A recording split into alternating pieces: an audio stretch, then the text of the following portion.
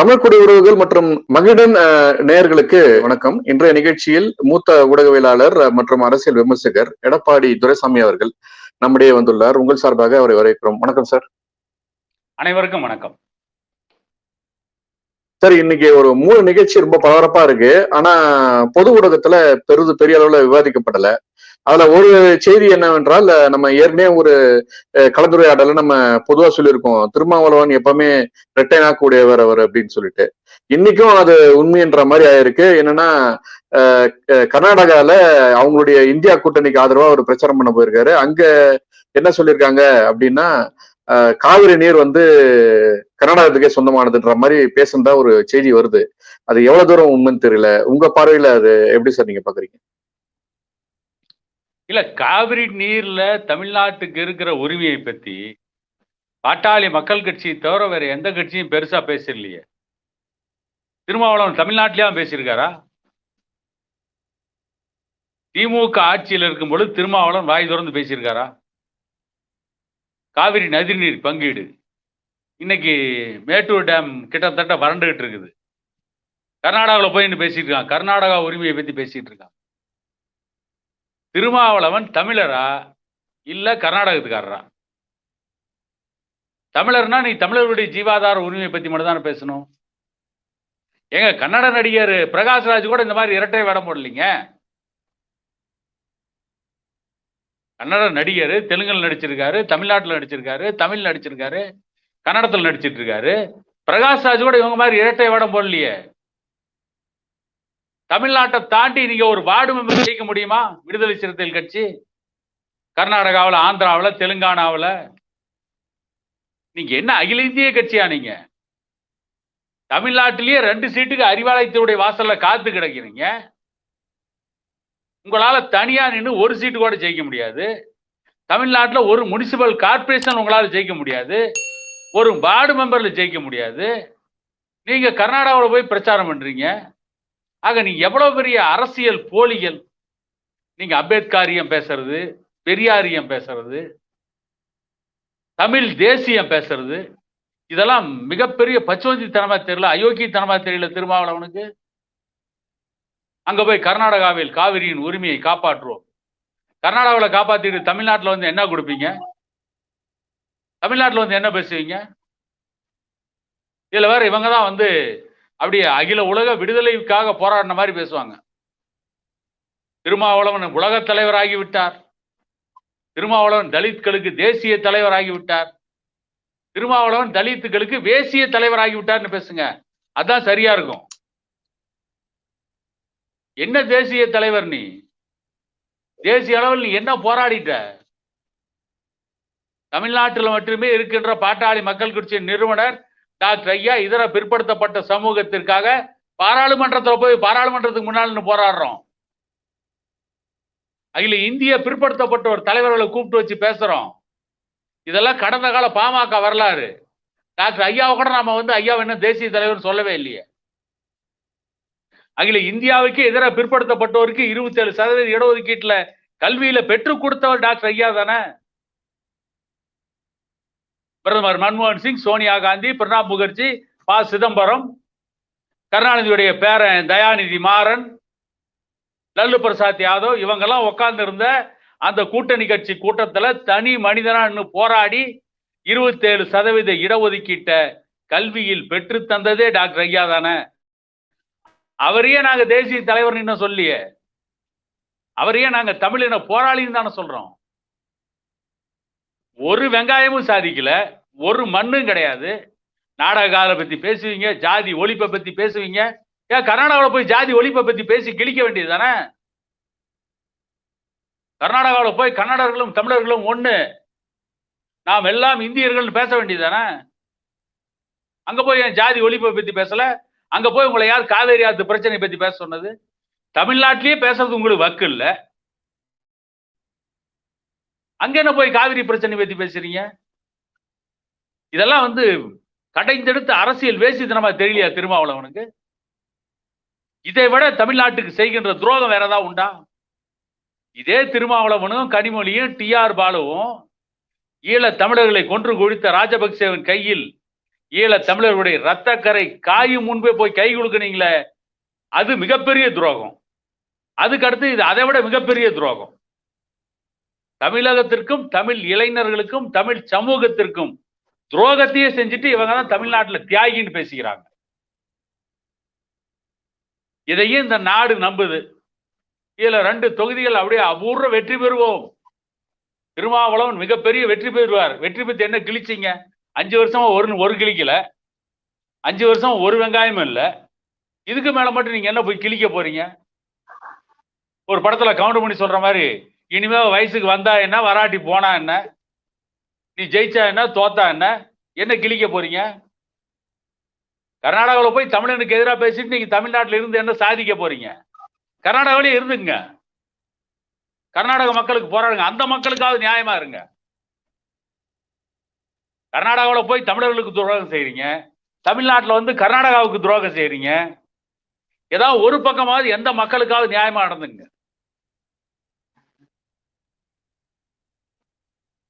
அது ஹிட்லர் கூட அவன் சார்ந்த மக்களுக்கு நியாயமா நடந்துக்கிட்டான்.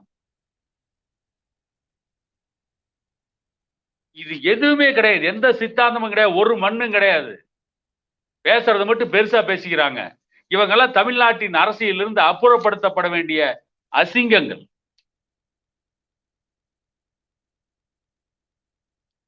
சரிங்க சார். இந்த இந்த நிகழ்ச்சியுடைய தொடர்ச்சியா இன்னொரு சம்பவம் நடந்திருக்குது. ஆனா அதுவும் வந்து பெருசா இன்னைக்கு ஊடகத்துல பேசப்படாத ஒரு செய்தி. நம்ம நடிகர் சூர்யா அவர்களுடைய உறவினர் ஞானவேல் ராஜா அவங்க வீட்டுல வந்து ஒரு வேலை செய்த பெண் வந்து தற்கொலைக்கு முயற்சி பண்ணியிருக்காங்க. அந்த செய்தி வந்து எந்த ஒரு ஊடகத்திலையும் இன்னைக்கு பெரிய அளவுல மக்கள்கிட்ட எடுத்துன்னு போல. ஆனா இவங்க இதே குடும்பம் வந்து ஏதாவது ஒரு செய்தி வேற ஒரு கட்சியினுடைய செய்தியாக இருந்தா, குறிப்பா பன்னீர்களுடைய செய்தி அல்லது பட மகிழ்ச்சியுடைய செய்தியா இருந்தா, ஆளுக்கு ஒருத்தர் பொருள் மருமவ அப்புறம் அவங்க வீட்டுல வேலை செய்யறவங்க கொண்டு வந்துருவாங்க கருத்து சொல்றதுக்கு. இந்த மாதிரி அவங்க வீட்டுல ஒரு கொலை முயற்சி மாதிரியான ஒரு செய்தி ஒன்று நடந்திருக்கு. அது எவ்வளவு தூரம் உண்மைன்னு தெரியல. கொலை முயற்சின்னு சொல்ல முடியாது. ஆனா அவங்க வந்து தற்கொலை முயற்சி பண்ணியிருக்காங்க, மருத்துவமனையில சேர்த்திருக்காங்க. இந்த செய்தியும் வரல சார். ஒரு ஒரு ஒரு மூடு மந்திரம் மாதிரி அதை அப்படியே அமைக்கிருக்காங்க சார். அதாவது இந்த ஞானவேல் ராஜா நடிகர் சிவகுமாருக்கு உறவினர், சொந்தக்காரர். அது தற்கொலையா கொலையா இப்ப நான் முடிவு பண்ண முடியாது. தற்கொலை முயற்சியா அல்லது கொலை முயற்சியா? ஏன்னா கண்ணால் காண்பதும் போய், காதால் கேட்பதும் போய், தீர விசாரிப்பதே மெய். சரியா விசாரிக்கணும். அந்த பணிப்பெண் மீது திருட்டு குற்றம் சுமத்தினீங்க. திருட்டு குற்றம் சுமத்தி அந்த பணிப்பெண்ணுக்கு இவங்க மிகப்பெரிய டார்ச்சர் கொடுத்துருக்காங்க. அல்லது இவங்க வந்து கொலை பண்ண முயற்சி பண்ணியிருக்கணும், அல்லது அந்த பணிப்பெண் வந்து தற்கொலை முயற்சியில் ஈடுபட்டிருக்கணும். ஒரு எதுவுமே வழி இல்லாம, வாழ வழி இல்லாம, வசதி இல்லாம, படிக்க வழி இல்லாம, சமூகத்தின் அடித்தட்டு மக்களா, எந்த சமூகமா இருக்கட்டும், அந்த பணிப்பெண் வந்து தாழ்த்தப்பட்ட சமூகமா இருக்கட்டும், அல்லது தமிழ் சமூகத்தின் வேறு சமூகமா இருக்கட்டும், அல்லது தெலுங்கு மற்ற கன்னடம் எந்த மொழி பேசுகின்ற சமூகமா இருக்கட்டும், எதுக்குமே வழி இல்லாம தானே இவங்க வீட்டுக்கு பணிப்பெண்ணா அந்த பொண்ணு வந்துச்சு.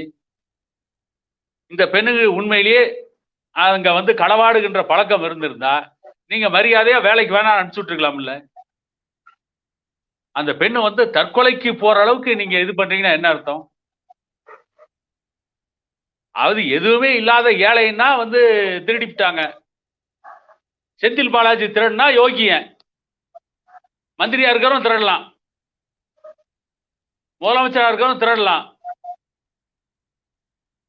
திமுக காரர் சர்க்கரையை கடத்திட்டா அது மலையில கரைஞ்சு போயிடும். சாக்கு எங்கடான்னு கேட்டா கரையாந்து நின்றுவிடும். ஒரு பணிப்பெண், ஒரு திரைப்பட தயாரிப்பாளர், இவங்க தான் வந்து நாட்டு மக்களுக்கு திரைப்படத்துல நல்ல செய்தியை சொல்ல போறவங்க. எப்படி விபச்சாரி கற்பை பற்றி போதிப்பதை போலவா சார்? விபச்சாரி கூட கற்பை பற்றி போதிக்கலாங்க, அவளுக்கு கூட ஒரு நியாயம் உண்டு. அவ வறுமையின் கொடுமையில வந்து அந்த தொழிலுக்கு போனவ, அவ கூட வந்து கற்போட வாழுங்க, அதான் நல்லதுன்னு போதிக்கலாம். ஆனா அந்த தகுதி கூட இந்த ஞானவேல் ராஜாவு கிடையாது. இதை எத்தனை பேர் பேசினா இன்னைக்கு? கடலூர் மாவட்டம் அம்பேத்கர் சிலை மேல பெட்ரோல் குண்டு வீசிட்டாங்க 4 இளைஞர்கள். அந்த 4 இளைஞர்கள் உடனே காவல்துறை கைது செஞ்சுட்டாங்க. காவல்துறை கைது செய்யறதுக்கு முன்னே பன்னி அரசு கூப்பாடு போடுறான். வன்னி அரசு டிஷர்ட்ல வந்து பாமக இளைஞர்கள் வந்து பாமகவுடைய அடையாளம் போட்ட டிஷர்ட்டோட வந்தாங்க. அவங்க தான் பெட்ரோல் கொண்டு வீசினாங்க. அம்பேத்கர் சிலை மீது தாக்குதல் நடத்துறதை நம்ம வன்மையா கண்டிக்கிறோம். அது வன்னிய இளைஞர்களா இருந்தாலும் அவங்களுக்கு அந்த கண்டனம் தான். வேறு யாரா இருந்தாலும் நாம ஏத்துக்க மாட்டோம். ஆனா அம்பேத்கருடைய சிலை மீது பெட்ரோல் குண்டு வீசுறதுக்கு இவ்வளவு ஆவேசமா குதிக்கிற விசிகா கட்சிக்காரன் எவனாவது இந்த ஞானவேல் ராஜா இயக்குனர் வீட்டுல ஒரு படிப்பெண்ணுக்கு ஏற்பட்ட கொடுமையை பத்தி எவனா பேசியிருக்கானா சார்? ஒரு பையன் பேசியிருக்கானா? ஒரு ஒடுக்கப்பட்ட சமூகத்து பெண், உன்னுடைய வீட்டுக்கு வேலைக்கு வந்த பெண், பசியை போக்கிக் கொள்வதற்கு வழி இல்லாமல் பசியாறுவதற்காக உன்னுடைய வீட்டுக்கு வேலை செய்ய வந்த ஒரு பணிப்பெண்ணுக்கு இந்த கொடுமை நேர்ந்திருக்கிறது என்று எந்த ஊடகமாவது பேசியிருக்காங்களா? இந்த சமூக போராளிகள், ஜாதி ஒழிப்பு போராளிகள், பெண் விடுதலை போராளிகள் சொல்லிட்டு எல்லா வேலையும் பண்ணுவாங்க பாருங்க. சுந்தரவல்லி மாதிரி பெண் விடுதலைன்னு சொல்லிட்டு அத்தனை யோகித்தனத்தையும் பண்ணுவாங்க. இவங்க பெண் விடுதலை எப்படின்னா யார் வேணாலும் யார்கிட்ட வேணாலும் போலாம். அதான் இவங்க போதிக்கிற பெண் விடுதலை. திருமணம் கடந்த உறவு சார். அதான் இவங்களுக்கு பெண் விடுதலை. அதான் பெண்களுக்கான உரிமை. நாம என்ன சொல்ற பெண் விடுதலைன்னா ஆணுக்கு பெண் சரிநிகர் சமானமா இருக்குன்னு நினைக்கிறோம். மகேந்திர சிங் தோனி வந்து கிரிக்கெட் விளையாடுறாரு. அவருக்கு ஈக்குவலா பெண்களுக்கு கிரிக்கெட் விளையாடணுங்கிறோம். பெண்கள் ஆண்களுக்கு நிகரா IAS IPS அதிகாரியா வரணும்னு நினைக்கிறோம். பெண்கள் ஆண்களுக்கு நிகரா அதிகாரமிக்க பதவிக்கு வரணும்னு சொல்றோம். அவங்களுக்கான சமூக அங்கீகாரம் வேணும்னு சொல்றோம். நாம வந்து பெண் விடுதலை என்ன சொல்றோம்? பொருளாதாரத்துல பெண்கள் தன்னை சார்ந்து நிற்கணும், தன்னுடைய சொந்த காலில் நிற்கணும். அதற்காக நியாயமான வழியில் அவர்களை வந்து வருவாய் ஈட்டணும். வியாபாரத்துறையில, அரசு துறையில, தனியார் துறையில, வேலை வாய்ப்புல பெண்கள் ஆதிக்கத்தை செலுத்தணும்னு சொல்றோம். அதுதான் பெண் விடுதலைன்னு சொல்றோம். இவங்க திருமணம் கடந்த உறவு பெண் விடுதலை. அதை சாதிச்சுட்டா இதுதான் பெண் விடுதலைன்னு போதிச்சுட்டு இருக்கிறாங்க. இவங்கெல்லாம் சமூக சீர்திருத்தத்தை பத்தி தமிழ்நாட்டில் பேச வரவங்க. ஒரு பெண்ணுக்கு நேர்ந்த கொடுமை, ஞானவேல் ராஜா இயக்குனர் வீட்டுல ஒரு பணிப்பெண்ணுக்கு நேர்ந்த கொடுமை. இந்நேரம் இவங்கெல்லாம் துடிச்சிருக்க வேணாமா, குதிச்சிருக்க வேணாமா? தன்னுடைய வீட்டுல ஒரு பெண்ணுக்கு ஏற்பட்ட கொடுமை போல வந்து ஒரு மிகப்பெரிய எதிர்ப்பாளையை காட்டியிருக்க வேணாமா? நான் இப்பதான் உங்கள்கிட்ட நான் ஓப்பனா சொல்றேன். நான் வந்து டாக்டர் ஐயாவை பார்த்து வியந்த ஒரு 2 விஷயங்கள் என்னன்னு கேட்டீங்கன்னா, ஊடக பேரவை கூட்டத்தெல்லாம் பார்த்தீங்கன்னா டாக்டர் ஐயா வந்து ரொம்ப நகைச்சுவையா பேசுவார், ரொம்ப ஜாலியா பேசுவார். ரொம்ப பார்த்தீங்கன்னா ரொம்ப வந்து அந்த நேரத்தில் அவர் ரொம்ப கோபமே இல்லாமல் சிரிச்சுக்கிட்டே இருப்பார். ஆனா எங்காவது ஒரு மூலையில குழந்தைகளுக்கோ பெண்களுக்கோ ஒரு பாதிப்பு அப்படின்னா அது எந்த ஜாதியா இருந்தாலும் சரி அப்படியே உக்கிரமாயிருவார். ஊடக பேரவை கூட்டத்தில் இளைஞர்கள பேசும்போது பனிமலையா இருக்கிற டாக்டர் ஐயா பெண்களுக்கு குழந்தைகளுக்கு எதிராக கொடுமை நடக்கின்ற பொழுது எரிமலை ஆயிடுவார். அந்த நேரத்தில் அவர்கிட்ட இருக்கிற கோபத்தை பார்த்து நம்ம நிற்க முடியும், அவ்வளோ கோபம் வரும். அது வந்து பைபிளுடைய வசனத்தான் நினைவுபடுத்த எனக்கு. உங்கள் கோபத்தில் சூரியன் மறையாது இருக்கட்டும் பைபிள்ல ஒரு வசனம் வரும். அப்படி கோபம் வரும் டாக்டர் ஐயா, உக்கிரமான கோபம் வரும். அப்படி இவங்க யாருக்கா வருதா? ஆனா அவரை ஜாதி தலைவர்னு சொல்றீங்க, அவரை ஜாதி வெறியர்னு சொல்றீங்க. ஆனா ஜாதி ஒழிப்புன்னு பேசணும் எவனும் சினிமாக்காரனுக்கு எதிராக பேச மாட்டேங்கிறீங்களே. சினிமாக்கார வீட்டுல ஒரு கொலை நடந்தா கூட அதை ஒரு சைவ நடவடிக்கைங்கிறீங்களே. மனச்சாட்சியை மார்பாடுகள் அடவு இவங்கெல்லாம் வந்து முற்போக்காளர்களா? இவங்கெல்லாம் சித்தாந்தவாதிகளா? இவங்கெல்லாம் சாதி ஒளி போராளிகளா? எவ்வளவு அயோக்கியத்தனமான சித்தாந்த யோசனை பண்ணி பாருங்க. ஏன் நாம இவ்வளவு கோவலை போட வேண்டியிருக்கு? இதை இந்த ஊடகங்கள் எல்லா ஊடகங்களும் பெருசா எழுதியிருக்கணும், பெருசா பேசியிருக்கணும். ஊடகத்துல வந்து இந்த முற்போக்காளர்ல விவாதம் பண்ணியிருந்தா நாமே எவ்வளவு கோவப்பட போறோம்? பறையருக்கும் தீய புலையருக்கும் விடுதலை பாரதிய பாட்டு பாடினா, கதாநாயகனும் கதாநாயகியும் விடுதலை பாடினார் பாரதி. அந்த விடுதலை அந்த பணிப்பெண்ணுக்கு சேர்த்தானே. அதை பத்தி யாரும் பேசாம போதிக்க வந்துட்டா போதுமா? போதி மரத்து புத்தன் கூட எல்லாத்தையும் அனுபவிச்சு அதுக்கு பின்னால்தான் போதிக்க வந்தார். ஏன் வயது மூப்பாகுது, ஏன் நோய் வருது, ஏன் பிரச்சனை வருது, எல்லாத்தையும் பார்த்துட்டு அதுக்கு பின்னால்தான் அந்த தவமருத்துவர் வந்து போதிக்க வந்தார். போதி மரத்து புத்தனாவது வந்து மோனத்தவம் இருந்தாரு. இன்னைக்கு புத்தன் மாதிரி வேஷம் போடுறவங்க மோகத்தவம்ல இருக்கிறாங்க. திருமாவளவன் மேலே பெண்ணு குற்றச்சாட்டு வைக்கலையா? அப்புறம் இவங்க எப்படி இன்னொரு பணிப்பெண்ணுக்கு ஆதரவா பேசுவாங்க? இதெல்லாம் அந்த நாட்டு மக்கள் சிந்திக்கணும். சிந்திக்காத நாட்டு மக்கள் இருப்பதனுடைய விளைவு நல்ல தலைவர்கள் நாடாள வருவதில்லை, நல்ல தலைவர்கள் அரசியலில் கோலேற்றுவதில்லை.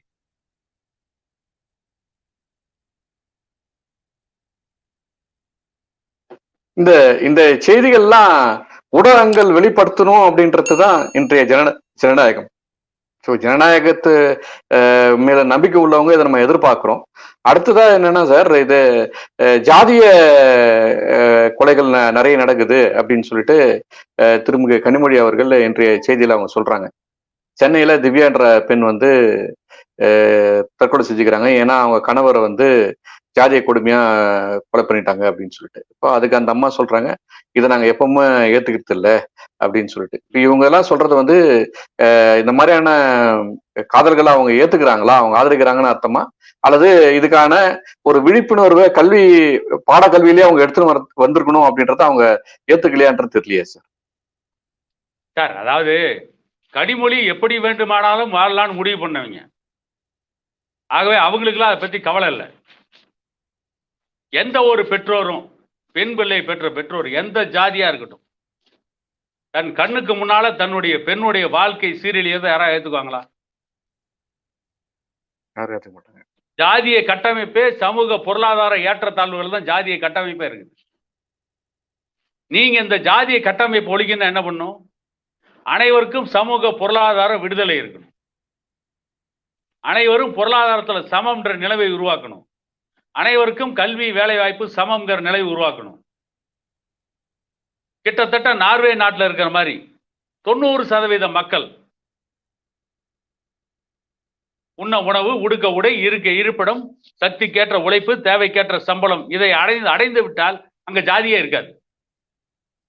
அப்ப ஜாதிய ஆணவ படுகொலைகள் சொல்றீங்களா, அது எதுவும் நடக்காது. இந்த நாட்டில் ஜாதியை காப்பாத்திட்டு இருக்கிறது திராவிட கட்சிகள் தானே. 100% சமூக நீதி கொடுத்திருந்தா 20 ஆண்டுகளுக்கு முன்பே ஜாதியில முக்காவாசி காணாம போயிருக்கும்ல. இந்த நாட்டில் ஜாதி பிரச்சனை உருவாக்குறதே திமுக தானே. சரி சார், இது காதல் பண்ணிட்டாங்க, 2 பேரும் கொலை பண்ணிட்டாங்க. இன்னைக்கு காதல் பண்ணனவங்க பெற்றோரை மீறி திருமணம் பண்ணவங்க 3 மாசத்துல நீதிமன்றத்தில் போய் விவாகரத்துக்கு நிற்கிறாங்களே, காரணம் என்ன? எஸ், நீங்க ஒரு வக்கீல், நீங்க வக்கீலா முதல்ல கோர்ட்டுக்கு போகும்போது இருந்த அளவுக்கு விவாகரத்து வழக்குகள் எந்த அளவுக்கு இருந்தது, நீங்க இன்னைக்கு வக்கீலா கோர்ட்டுக்கு போகும்போது விவாகரத்து வழக்கு எந்த அளவுக்கு இருக்கு யோசனை பண்ணி பாருங்க. அன்னைக்கு விவாகரத்து வழக்குகள் அபூர்வம். அன்னைக்கு இவங்க சொன்ன காதல் ரொம்ப அபூர்வம், அதிகமா கிடையாது. இன்னைக்கு இவங்க சொல்ற காதல் அதிகம், இன்னைக்கு விவாகரத்து வழக்குகள் அதிகம். என்ன காரணம்? கண்டதே காதல், கண்டதே காதல், கொண்டதே கோலம் ஆடுற நிலைமைதான காரணம். மெச்சூரிட்டி இல்லாம காதலிக்கிறது தானே காரணம்.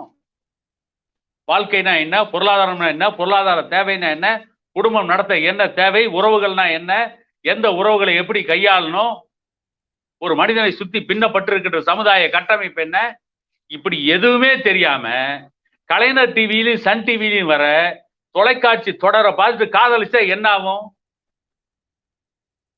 இந்த மோசமான ஆணவ படுகொலைக்கு காரணமே கலைஞர் டிவியும் சன் டிவியும் தான். அதனால இந்த கனிமொழிக்கு பேசுறதுக்கு என்ன தகுதி இருக்கு? திமுக பேச தகுதி இருக்கா? அல்லது இந்த ஊடகங்கள் பேசுவாங்களா? ஜனநாயக மாளிகை 4வது தூண், இந்த 4th எஸ்டேட்டே ஊடகங்கள் தானே. ஜனநாயக மாளிகைன்னு ஒரு தூண் உடஞ்சி கீழே விழுந்துருச்சுன்னா அந்த மாளிகை முதல்ல ஒழுங்கா நிக்குமா? தொங்கிட்டு தான் இருக்கும். அப்படிதான் இன்னைக்கு தமிழ்நாட்டில் தொங்கிட்டு இருக்குது. சரியான காதலை இளைஞர்களுக்கு போதிப்பதில்லை, சரியான காதலை சொல்லித் தருவதில்லை. சார், மன்னர்கள் காலத்திலே அம்பிகாபதி அமராவதி என்னாச்சு? ரோமியோ ஜூலியட் என்னாச்சு? சார், ஒண்ணு வேண்டாம், ஒரு தந்தை தன்னுடைய பிள்ளைக்கு அவனுடைய சொந்த ஜாதியிலேயே ஒழுக்கமில்லாத ஒரு பையனுக்கு பொண்ணு கொடுத்துருவானா சார்? கொடுப்போமா? எந்த தந்தையாவது எந்த தாயாவது கொடுப்பாங்களா? கொடுக்க மாட்டாங்க சார். சொந்த ஜாதியிலே கொடுக்க மாட்டாங்க. அப்புறம் இன்னொரு ஜாதியில குடிகார பெண்ணால பொண்ணு போனா எப்படி பொறுத்துக்குவாங்க? அதுக்காக கொலை செய்யறத நாம நியாயம்னு பேச வரல. ஆனா அந்த பெற்றோர்களுக்கு எவ்வளவு ஆத்திரம் இருக்கு, எவ்வளவு ஆதங்கம் இருக்கும் சார். தான் விரும்பிய ஒரு சட்ட துணியை கூட வாங்கி போடாமல் அரை நிர்வாணமா தன்னுடைய பெண்ணை காப்பாற்றி படிக்க வைத்து எத்தனையோ தந்தைகள் இருக்கிறாங்க. அவங்களுடைய மனசு என்ன பாடுபடும்? காதலை பத்தி மட்டும் பேச வரீங்கல்ல. கனிமொழியுடைய தந்தை கலைஞர் தமிழ்நாட்டை கொள்ளையடிச்சார், அவருக்கு தெரியாது அந்த கஷ்டம். அவர் பேசலாம். ஆனா கஷ்டப்பட்ட தந்தைக்கு தானே தெரியும். இரவு பகல் பாராம உழைச்சி ஒருவேளை சோறு கூட உண்ணாம தன்னுடைய பிள்ளை படிக்க வச்ச தந்தைக்கு தன்னுடைய பிள்ளையினுடைய தன்னுடைய கண் முன்னாலேயே தன்னுடைய பிள்ளையினுடைய வாழ்க்கை பறிபோறதை எப்படி சார் பார்த்துக்கிட்டு இருப்பான்? ஒரு பக்கம் மட்டும் நின்று தானே பாக்குறீங்க, இன்னொரு பக்கம் பெற்றோர்கள் கோணத்தில் நின்று பார்க்கணும் இல்ல. தன்னுடைய பெண் தேர்ந்தெடுத்த ஒரு காதலன் சரியான காதலனா இருந்தா, படிச்சவனா, ஒழுக்கமானவனா, குடும்பத்தை நடத்தக்கூடியனா, அதற்கு தேவையான வருமானம் இருக்கக்கூடியவனா இருந்தா 99% 99.9% இன்னைக்கு எந்த பெற்றோர்களும் எதுக்கிறது இல்ல. எதுவுமே இல்லாம மொல்ல மாதிரி, முடிச்ச வைக்கி, கேப் மாதிரி, திருடன், பிக் பாக்கெட்டு, ஸ்னாசிங், ராபரி இதையே தொழிலா வச்சிருக்கவங்கலாம் எவன் சார் பொண்ணை வந்து காதலிச்சா ஒத்துக்குவான்? என்ன இவங்க பேச வந்துட்டான் காதலை பத்தி? கனிமொழிக்கு காதலிக்கு என்ன சம்பந்தம்? உன் காதல் எப்படிப்பட்ட காதல் பேச சந்தி சிரிச்சிரும் சார். நம்ம அடுத்த கேள்விக்கு போயிடலாம் சார். சொல்லுங்க சார். அவங்க கிட்டே என்ன கேக்குறாங்கன்னா, நம்ம விடுதலை சிறுத்தைகள் வந்து கர்நாடகாவில பிரச்சாரம் பண்ணி வந்திருக்காங்க. அவங்க காவிரி நீர் பற்றி பேசுவாங்களா, காவிரி நீருடைய தீவிரம் எப்படி இருக்கணும் போது அவங்க கனிமொழி வந்து அந்த செய்திக்கு நேரடியான பதில் சொல்லாம அப்படியே ஒரு மாதிரி கடந்து போறாங்க.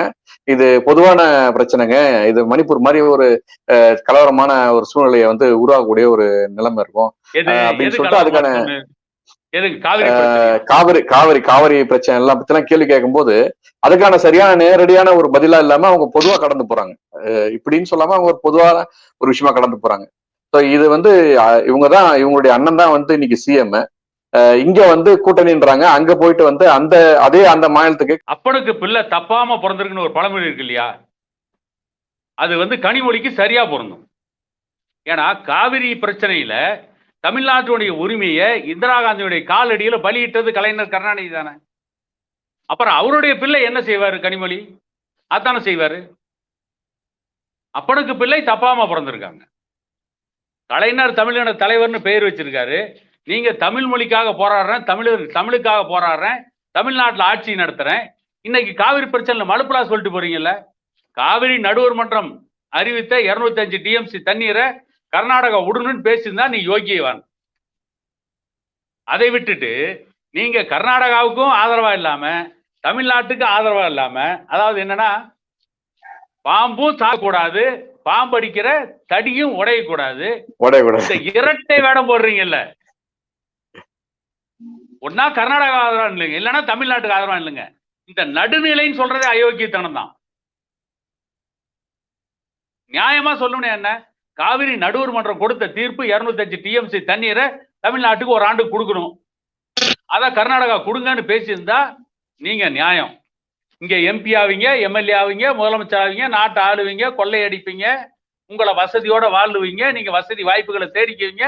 ஆனா தமிழர்களுடைய ஜீவாதாரமான உரிமையான காவிரி நதிநீர் பங்கீட்டை பத்தி கேட்டா மலுப்பலா பதில் சொல்லுவீங்க. மணிப்பூர் மாதிரி. மணிப்பூரை பத்தி பேசுற நீங்க இலங்கையில பண்ண துரோகம் கொஞ்சமா, அதை பத்தி பேசினா தாங்குவீங்களா? நன்றி சார். இவ்வளவு நேரம் உங்களுடைய நேரத்தை ஒதுக்கி எங்களுடைய பல்வேறு கேள்விகளுக்கு பதில் தமைக்கு நன்றி சார். அனைவருக்கும் வணக்கம்.